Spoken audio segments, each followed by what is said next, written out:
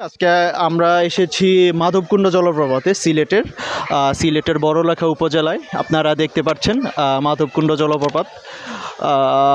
অত্যন্ত মনোরম পরিবেশে আমরা আজকে আসি এই মাধবকুণ্ডে। অনেক দর্শনার্থীও এসেছে। তো এই জলপ্রপাত এখন হয়তো শীতকাল, এই জন্য একটু কম, কিন্তু বর্ষাকালে অনেক পরিমাণে পানি এখানে পড়ে। তো আমরা যদি আরেকটু দেখাই, আরেকটা ইম্পর্টেন্ট জিনিস, সেটা হচ্ছে আসলে এই শিলাগুলো কিভাবে গঠিত হয়। বৈশিষ্ট্য আল্লাহ তাআলা এইভাবে তৈরি করেছেন আল্লাহর সৃষ্টিকে।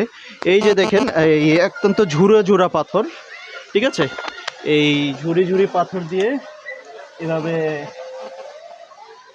আল্লাহ তৈরি করেছেন। তো এই যে দেখুন কিভাবে একটি সাইড দিয়ে যে পাথরের যে বেষ্টনীটা অত্যন্ত কারুকার্যমণ্ডিতভাবে এবং বছরের পর বছর, প্রায় হাজার বছর যাবৎ যে পানি পড়েছে, এই পানি পড়ার ফলশ্রুতিতে কিন্তু এমনটা তৈরি হয়েছে। এবং আমরা দেখতে পাচ্ছি এখানে ঝর্ণাটা রয়েছে 200 ফুটের উপরে, 200 থেকে 300 ফুটের উপরে এই ঝর্ণাটি রয়েছে। এবং এই ঝর্ণা থেকে অবিরত, মানে সৃষ্টির শুরু লগ্ন থেকে এই পর্যন্ত পানি পড়ছে। এখন পর্যন্ত পানি কখনোই এটা ফুরায়নি। এই মাধবকুণ্ড জলপ্রপাতে আসতে হলে আপনাদেরকে শুরুতে যদি সিলেট হয়, সিলেট থেকে বড়লেখা উপজেলা হয়ে আসতে হবে কাঠালিয়া বাজার। সেইখান থেকে সিএনজি রিজার্ভ করে অথবা সিএনজিতে করে খালাগাঁও বাজার, এবং সেখান থেকে 40 টাকা অটো ভাড়াতে এই মাধবকুণ্ডে আসা যায়। আর আরেকটি জায়গা হচ্ছে, সেটি হচ্ছে যদি আপনারা শ্রীমঙ্গল হয়ে আসেন, শ্রীমঙ্গল থেকে এই জুড়ি হয়ে আসতে হবে। তো শ্রীমঙ্গল থেকে অহরহ সিএনজিও আসে। আপনারা যদি রিজার্ভ গাড়ি হয় সেটা আরও সবচাইতে সুন্দর। তো রিজার্ভ গাড়ির মাধ্যমে কিন্তু আপনারা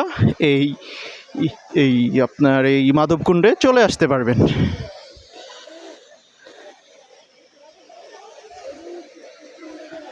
তো যেটা বলছিলাম, এই মাধবকুণ্ড এখন উপজেলা পরিষদ থেকে, মৌলভীবাজার জেলা পরিষদ থেকে অত্যন্ত সুন্দরভাবে এবং নিরাপত্তার সহিত, আপনারা নিচে দেখতে পাচ্ছেন ট্যুরিস্ট পুলিশ, এখানে ট্যুরিস্ট পুলিশটা আছে, ঠিক আছে, ট্যুরিস্ট পুলিশ নিয়মিত এখানে থাকে। তো সেই হিসাবে নিরাপত্তা নিয়ে কোনো সমস্যা নেই। এমনকি এখানে বেষ্টনীয় দেয়া আছে, আর স্বচ্ছ নিচে পানি।